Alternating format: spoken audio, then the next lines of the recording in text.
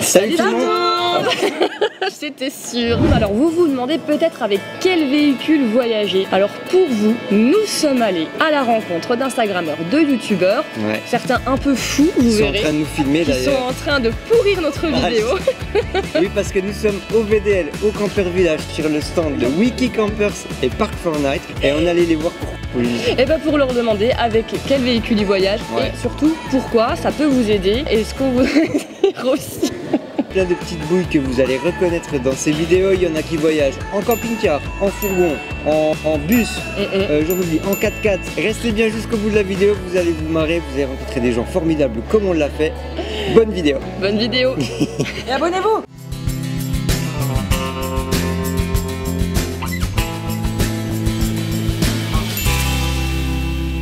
Nous, c'est Pauline et Simon, on voyage en camping-car depuis un tour d'Europe où on a fait plus de 35 000 km. Et nous partageons sur cette chaîne des découvertes, des circuits et des conseils pratiques. Si vous nous suivez depuis le début, vous savez sûrement qu'au-delà des véhicules de loisirs, nous aimons plus que tout mettre en avant les voyages sous toutes ses formes. Et partager nos rencontres. Et d'ailleurs, cette vidéo long format, elle nous tient vraiment à cœur parce qu'elle laisse place à d'autres amateurs de voyages itinérants à qui nous sommes allés demander de précieux conseils en matière de choix de véhicules.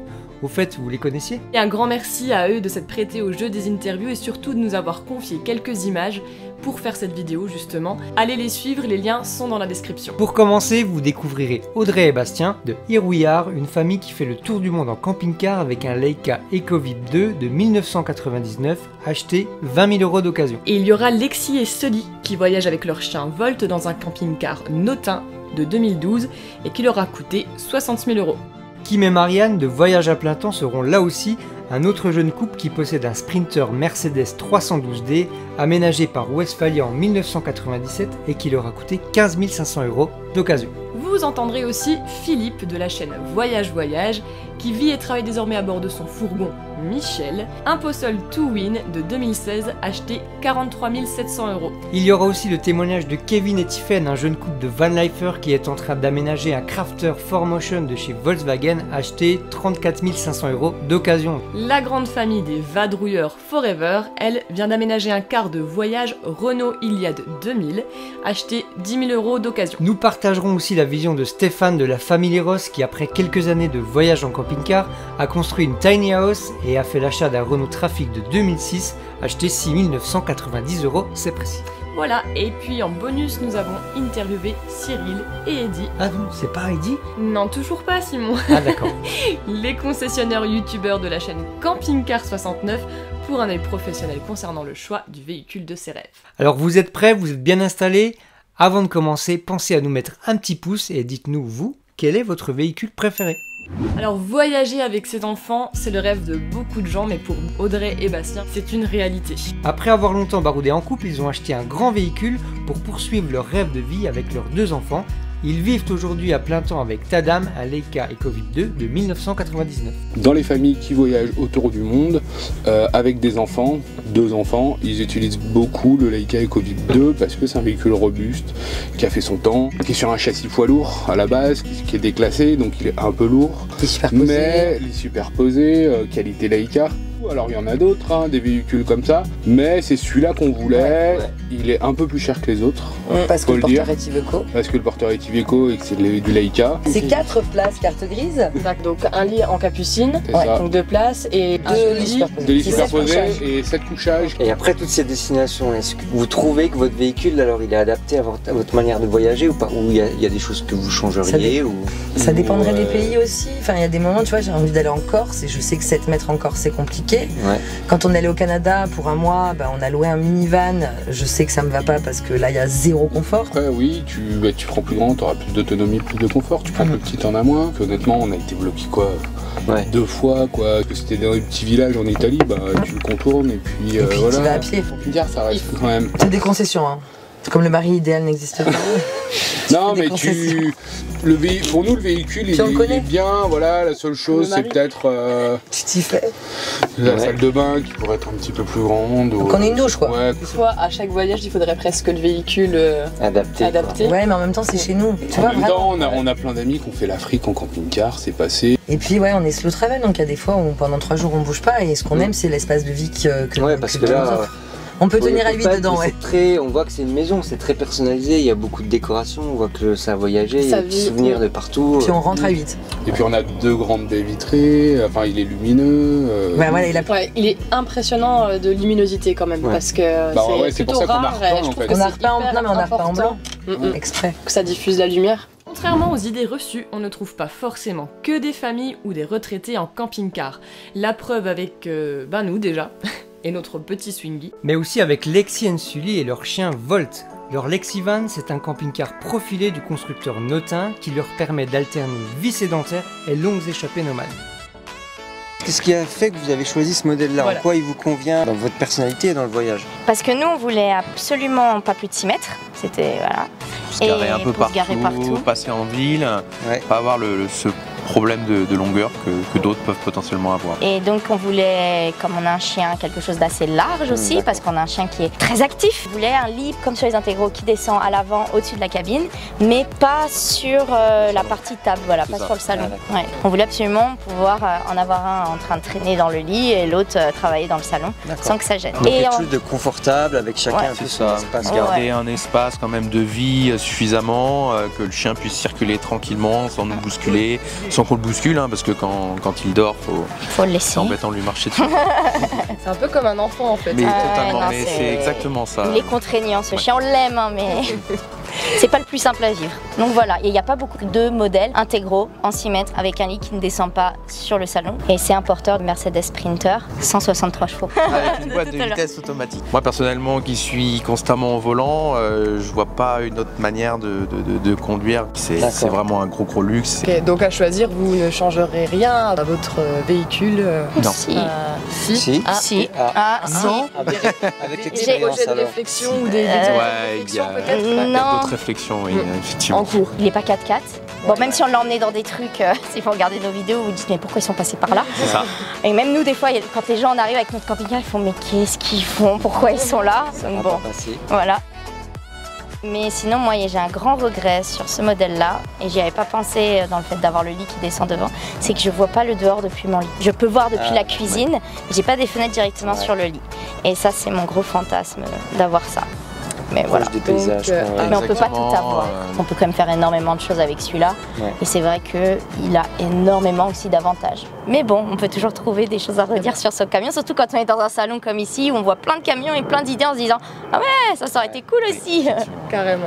La proximité avec les paysages et la nature, Kim et Mariam de Voyage à plein temps l'ont trouvé avec un Mercedes Sprinter 312D aménagé par Westphalia, le fameux James Cook, acheté 15 000 € d'occasion. Le couple voyage et travaille à distance et Néovent leur offre le même confort qu'un camping-car, mais il dispose d'une ouverture latérale et surtout une bonne hauteur de véhicule, plus de 3 mètres, et vous allez vite comprendre pourquoi. Franchement, je sais pas si vous voyez, c'est super grand. On arrive à tenir à 4 dans la cuisine. On est dans le vif du sujet, ce type de véhicule, parce que t'es grand, donc il fallait trouver un véhicule adapté à ta taille, c'est ça? Ce que je vous disais, j'aime beaucoup mon ostéo, mais pas au point d'aller le voir tout le temps. En fait, dans les fourgons aménagés, souvent le lit, il est dans la largeur du véhicule. Et c'est un des rares véhicules où tu as le lit en profondeur. Là, il dort ici, donc. C'est un lit qui va s'étendre jusqu'à 2 mètres de profondeur. Voilà. Donc c'est top. Et donc c'est les 2 raisons qui ont fait que j'ai acheté ce véhicule. Ça a été aménagé par Westphalia en 97. Et c'est des matériaux, tu vois, d'époque, ça grince. Bon bruit. mais c'est du solide quoi, surtout en fait ça bouge pas quoi, tout est bien encastré, c'est vraiment résistant quoi, c'est impressionnant. Vous direz que ce véhicule est adapté à votre manière de voyager? On a le confort nécessaire, la douche c'est vrai qu'on l'utilise pas des masses, et les toilettes chimiques on les a transformées en toilettes sèches. Ah, intéressant. Vous pourrez trouver la vidéo sur notre chaîne. Bien, elle a pas le Nord. Et non mais c'est top, oui c'est vrai qu'on a tout le confort et ça correspond totalement à notre manière de voyager pour le coup. Ouais, et puis c'est vrai que comme c'était un premier voyage, un premier fourgon pour moi, je préférais qu'il soit déjà construit. J'aimerais beaucoup aménager le mien, enfin le nôtre. Mais là c'était un peu rassurant, et aussi j'ai pris une douche parce que je voulais quand même en cas d'hiver prendre une douche dans le van. Mais à refaire par exemple je prendrais pas une douche parce que c'est un petit confort qu'en fait j'avais peur, parce que quand j'ai quitté la vie traditionnelle on va dire, c'était rassurant d'avoir une douche avec moi, mais finalement on peut s'en passer. Tu fais ça. Enfin, moi je trouve qu'on peut s'en passer. Après, moins souvent déjà. Et tu découvres que la peau s'auto-régénère et s'auto-nettoie, les cheveux également. Puis on le fait autrement, il y a des trucs à 50 centimes sur les aires d'autoroute. Puis c'est plus spacieux parce que c'est très bien salle de bain de fourgon aménagé, mais ça reste, ça prend de la place et ça devient le débarras hein, pour beaucoup de personnes qui vivent comme ça. Et pas trop de problèmes pour circuler avec cette hauteur de véhicule? Franchement non, on regarde, on est très attentif par rapport aux panneaux, donc on surveille bien la route pour savoir si on peut passer tout ça. En France, vraiment avec tous les pays qu'on a fait, on n'a pas trop été dérangé pour la route. On a dû faire demi-tour peut-être 2 ou 3 fois sur l'ensemble du voyage parce qu'il y avait un pont. Ça va, ouais. J'avais peur un peu de ça, mais... C'est quand même un bon compromis, quoi, malgré la hauteur, parce que c'est vrai qu'on dit souvent faites attention à la hauteur parce que ça peut être un gage d'empêcher la liberté d'aller où on veut et vous ressentez pas tellement ça. Pour le moment ça va, peut-être que ça viendra un jour, mais... C'est comme nous, vous pensez que c'est plutôt la largeur en fait qui compte, parce que là vous pouvez vous garer aussi sur une place de parking. Tout à fait, je suis la reine du créneau et du coup s'il faut se garer vraiment ou des manœuvres, et c'est vrai que s'il faut se garer on arrive parce qu'on ne dépasse pas la largeur d'une voiture clairement. Et si vous aviez un conseil à donner à quelqu'un qui cherche justement un véhicule pour partir à l'aventure, ça serait Pour moi ce serait primordial la mécanique. La carrosserie, la rouille, tout ça, c'est... pour les fuites. Regardez qu'il n'y ait pas de choses cachées, c'est pas évident parce que des fois les gens cachent un peu tout ça. Avant d'acheter un véhicule, on recherche souvent un truc idéal, mais il faut se dire qu'il y a toujours des compromis. On peut pas tout avoir. Autre grande personne, Philippe, de la chaîne Voyage Voyage, aurait pu parcourir le monde à pied, en péniche, en voilier. Bon, ça aurait été sympa aussi. Mais c'est finalement en fourgon qu'il a choisi de s'élancer dans la vie nomade. Son Vaillant Michel est un modèle d'exposition, un Postal Touring de 2016 acheté 43 700 €. Et ben ce véhicule il lui permet désormais d'épouser ce mode de vie à plein temps pour partager ses aventures, ses conseils et puis aussi des portraits d'artisans et de voyageurs. Salut à toi internaute passionné de voyage et de liberté. Ça fait plus de 2 ans que je voyage avec mon fourgon aménagé. Je suis tombé sur Michel, il m'a regardé, je l'ai regardé. Voilà. Non mais vraiment ça a été un coup de foudre. Toi tu voulais du confort. Alors il y avait des choses que j'avais déjà bien dans la tête. C'est que je voulais absolument tenir debout. Ça c'était impératif. Ouais, parce qu'il est très grand en vrai. Hein. Ouais, on dirait pas dans les vidéos. 1m87. J'aimais bien les petits vans, les petits Volkswagen, les petits trucs. J'ai pensé à des petits vans vintage et tout, mais je me suis dit pour la mécanique, tout ça. Puis surtout j'avais déjà une idée d'y vivre au départ pas à l'année. Je voulais pas avoir de contraintes de temps. Si vous achetez un fourgon ou une caravane ou une tente ou n'importe quoi, le test c'est l'hiver. Parce que l'été c'est top. On est bien, hein, l'été tout va bien, tu sors, tu ouvres la porte, tout va bien, génial. Je voulais avoir absolument une douche. Je voulais avoir des toilettes parce que je me sentais pas d'aller à l'extérieur et de faire tout ce qu'il y a à faire dehors. La douche, pareil, l'hiver, c'est plus simple de prendre une douche à l'intérieur. J'ai acheté Michel et j'en suis très content. Vraiment, il me correspond. Et c'est vrai que les finitions, tout ça, ça tient la route. Ça fait 2 ans que je roule avec. Je lui fais pas de cadeau à Michel. Je voudrais juste préciser, je suis sur un Citroën Jumper et pas un Fiat Ducato. C'est la même chose. Hein. C'est exactement la même chose. Tu nous confiais tout à l'heure, tu aurais peut-être pris un autre véhicule avec du recul? C'est vrai que je me dis, en plus je commence à faire la connaissance de pas mal de van life qui ont aménagé eux-mêmes leur fourgon. Je pense pas que j'aménagerai tout seul mon fourgon, mais j'ai trouvé là un artisan qui s'appelle Artisan du Voyage. Je vais sans doute aller faire son portrait. C'est une exclusivité. Spoil, exclusivité, spoil. Que j'ai rencontré hier au VDF et j'aime bien leur philosophie de vie. Ils font vraiment des fourgons un peu comme les artisans que j'aime bien aller voir dans mes vidéos. Tu vois, il y a un truc quoi. Et alors néanmoins, tu as fait quand même quelques aménagements dans ton fourgon. Oui.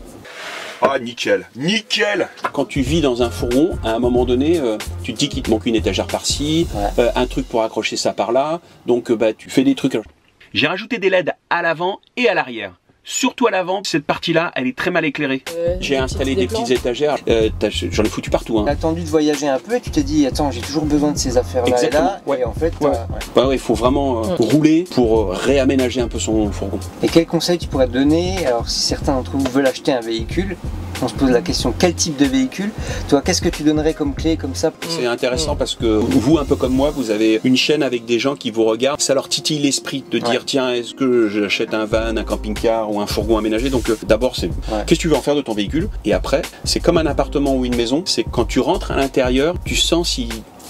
tu te sens bien dedans ou pas, et puis quand il y a le feeling, vous le prenez. Après, il faut regarder évidemment les petites finitions, les petits trucs. Des fois, il y a des petits gadgets ou des meubles qui sont pas très bien posés, donc il faut regarder tout ça. Mais ça, c'est après, il faut être vigilant, quoi. Qui sait, peut-être un jour, Philippe se lancera dans l'aménagement complet de son véhicule. En attendant, s'il y en a 2 qui n'ont jamais été intimidés par cet ambitieux chantier, c'est les Sri Van Lifers. Entre leurs emplois saisonniers, Kevin et Tiffen et leurs compagnons Bidule et Oops sont de parfaits Van Lifers. À 25 et 26 ans, ils s'attellent à leur 3e aménagement de fourgon. Et leur prochain projet, César, un modèle Crafter 4Motion 4x4 de chez Volkswagen. On va parler un petit peu avec eux de leur véhicule. À l'époque, on voulait juste partir pour un tour d'Europe en fait. C'était un Renault Trafic en version basse et en version allongée. C'était un petit qui passait partout. Et qui allait bien.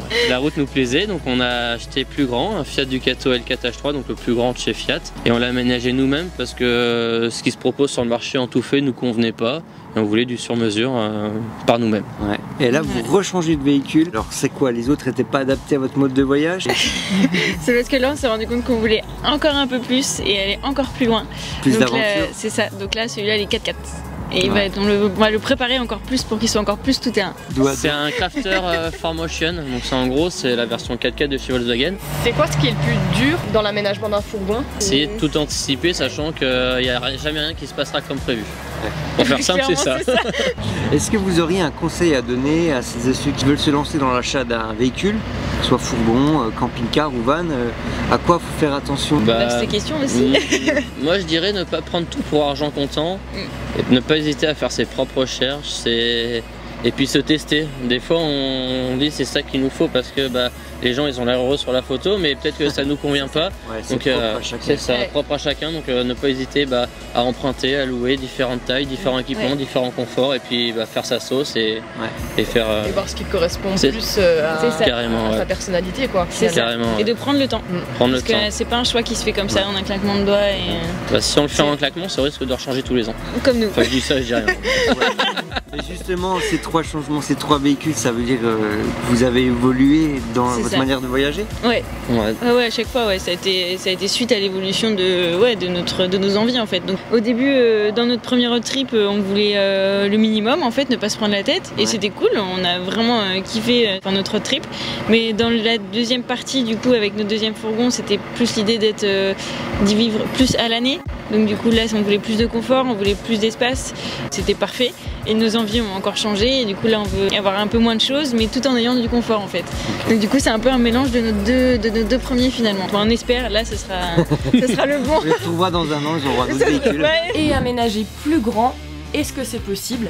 C'était surtout indispensable pour Charlotte et Jérémy avec leurs 4 enfants et leurs 2 chiens. Oui, les Vadrouilleurs Forever, eux, ils voyagent à bord d'un car de voyage de 12 mètres de long qu'ils ont eux-mêmes aménagé. Déjà que les cars, c'est pas fait déjà pour vivre dedans. Donc il va y avoir tout un travail de fond à faire pour le rendre vivable, entre guillemets. On a mis 8 mois à le faire. Et, entre 45 et 50 000. Tout compris. Ouais. Et pourquoi on a choisi celui-là? Tout simplement parce qu'on a des grosses soutes. Parce qu'on a trouvé que celui-là? Non, il y avait d'autres modèles. On est resté sur celui-là parce que Renault, c'est Renault Truck, ça se vend pas mal. Il y en a dans pas mal de pays.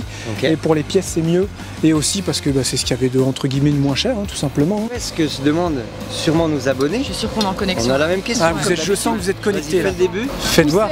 Ouais, ils sont connectés. On peut se garer avec un véhicule de cette taille-là. Partout. Et vous pouvez vous garer. Après, on peut se garer partout, oui, mais nous, on est beaucoup nature. Et tout ce qui est forêt, les chemins et tout ça. S'il y a des bons chemins de franchement, bonne largeur, il y a moyen de passer. Ça il passe suffit crème. de savoir bien piloter. Comme dirait notre petite, ça passe crème. Donc si on vous dit adieu les chemins bucoliques, etc., vous dites non, c'est pas vrai. On peut faire de la nature. On peut faire de la nature, il n'y a pas de problème. Tant que ça reste du chemin carrossable, entre guillemets, ça passe. Même s'il y a des bosses et tout, on peut lever les suspensions de 10 cm, on peut faire des petits passages et tout. Mais faut pas croire, franchement, il passe, c'est un quart de voyage, mais ça passe super bien. Les petits villages, tu les fais à l'aise et tout. C'est fait, les cars, c'est prévu pour aller dans les villes chercher mémé, pépé pour aller à un spectacle. Ou les enfants, c'est vraiment prévu pour ça. Ça n'a pas un grand empattement en fait. Donc ça passe à peu près partout. Donc faut anticiper, c'est vrai, les porte-à-faux avant, porte-à-faux arrière. Surtout quand c'est ta maison. Ouais, surtout quand c'est ta maison, faut faire attention. Éviter de sauter les dodanes en ville à 30 km/h. Certains sont des voyageurs à plein temps, d'autres alternent vie sédentaire et vie nomade en fonction de leur profil, besoins, période et philosophie de voyage. Et il y a quelqu'un qui résume plutôt bien la situation, c'est Stéphane de la famille Ross. Après avoir voyagé en Europe à bord d'un camping-car, construit une tiny house, la famille a fait le choix d'un Renault Trafic, un véhicule qu'ils ont équipé d'une tente de toit. C'est quoi qui vous a donné le déclic? Il y avait un gros ras-le-bol de la vie classique, on va dire. On avait une maison classique de 100 mètres carrés. J'avais un poste qui me prenait beaucoup de temps. Je voyais pas beaucoup les enfants. En 4 mois, on a vendu 90% de nos possessions. On est parti vivre et voyager en camping-car. On a voyagé essentiellement en France et en Espagne, mais ça nous a permis de nous retrouver en famille, passer du temps ensemble et découvrir les choses.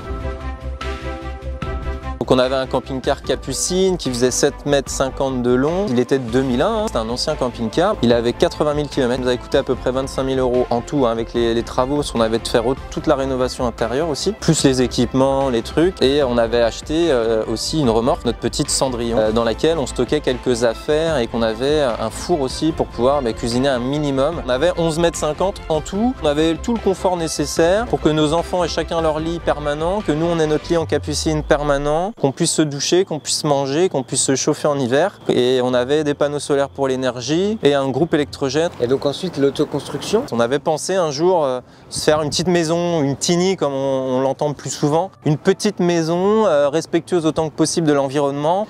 Et on a autoconstruit notre mini maison, notre mini chalet en bois de 20 mètres carrés au sol. On a tout fait tout seul, sauf les fondations. Et pour la charpente, j'ai 3 amis qui sont venus m'aider. L'électricité, la plomberie, l'énergie, l'aménagement, on a fait la fabrication des meubles, on a fabriqué tous nos meubles. Mais le but de cette mini-maison, c'est pas de devenir sédentaire et de passer notre année ici, pas du tout. C'est de passer quelques mois de l'année, de compléter avec du voyage. Et on veut tester d'autres modes de voyage. Donc c'est là qu'il a fallu prendre la décision, on n'est pas attaché au matériel, donc on l'a vendu. On a opté pour le trafic qui est là. On voulait un véhicule plus petit, un véhicule polyvalent, un véhicule couteau suisse qui nous sert pour aller faire les courses, aller sur le marché, aller se promener, partir en trip pour 3 jours, 3 semaines, 1 mois. Et maintenant, on accède à des endroits qu'on n'accédait pas avant. Donc on a encore diminué le confort parce qu'on n'a pas une cabine de douche fixe, c'est de l'aventure. On a pensé à l'avion aussi, mais le seul truc qu'on a fait, c'est les enjoliveurs, la tente de toit et de l'aménagement mobile à l'intérieur. Si on n'a rien de fixe, c'est léger et on peut déplacer, enlever, comme ça on n'a pas de problème avec le contrôle technique. C'est sacrifier un petit peu de confort pour plus de liberté finalement. C'est un peu. Voilà, c'est ça. Est-ce que c'est toujours comme ça, tu penses, dans le véhicule de loisir, le véhicule différent ? Ouais. Et ça, c'est vrai que je le dis souvent, chaque avantage a des inconvénients. Tu as un plus grand véhicule, tu as plus de confort, mais tu passes dans moins d'endroits. Donc après, en fonction de l'état, de ta situation de famille et de ton envie du moment, tu n'as pas forcément les mêmes envies. On termine ce long format de témoignage avec l'avis de 2 experts un peu déjantés quand même. Hein. J'en ai marre d'atterrir sur le toit des camping-cars, je t'ai déjà dit. Et ouais, mais ça... Bref, qu'est-ce qu'ils en disent, Cyril et Eddy? C'est pas Heidi? Non, toujours pas, je te jure. Ah bon. Nos abonnés se demandent toujours comment on fait pour choisir un véhicule. Je pense qu'on vous a déjà posé cette question 15 000 fois. Même pas. Mais est-ce qu'on choisit un van, un fourgon, un camping-car? Comment on fait pour choisir? Alors nous on dit toujours qu'il faut choisir en fonction de sa personnalité et de la manière de voyager. C'est tout à fait juste ce que tu dis. C'est juste ce que vous dites, c'est juste. Un van qui va convenir à Cyril me conviendra pas à moi. Un intégral qui va te convenir à toi conviendra à toi. C'est vraiment en fonction de l'usage, en fonction de combien vous êtes, en fonction de plein de choses. C'est tellement de critères et de cases que c'est pour ça qu'il y a autant de véhicules disponibles sur le marché du camping-car. Puis surtout, c'est que ça vienne de là. Faut que ça vienne de là. Il faut que tu aies quand même le petit coup de cœur. Il faut qu'il y ait le coup de cœur. Exactement. Et souvent, ça surprend d'ailleurs les gens dans notre discours, c'est que des fois on a des gens qui viennent nous voir à la concession, qui nous voient sur YouTube ou pas. Il y a une grosse partie de plaisir, une grosse partie de coup de cœur, une grosse partie de déraison en fait, de déraison dans l'achat d'un camping-car. C'est déraisonnable d'acheter un camping-car parce que ça coûte cher, parce que c'est du plaisir. Et le plaisir, à un moment donné, il y a toujours quelque chose de déraisonné dans le fait de se faire plaisir. Mais c'est ça qui est génial, c'est parce que c'est un aboutissement. C'est une passion. Voilà, on espère que cette vidéo vous a plu. Vous le savez, on vous conseille nous de tester votre véhicule en voyage avec de la location. Et ça tombe bien qu'on vous en parle parce que nous sommes chez Wiki Camper. On a un petit code de réduction à vous donner. Vous trouvez les infos dans la description, n'est-ce pas Pauline? Oui, tout à fait. Comment on termine une vidéo? On met un petit pouce, un commentaire sympathique et on demande à tous les gens qui sont là de s'abonner à Péripéties. Abonnez-vous.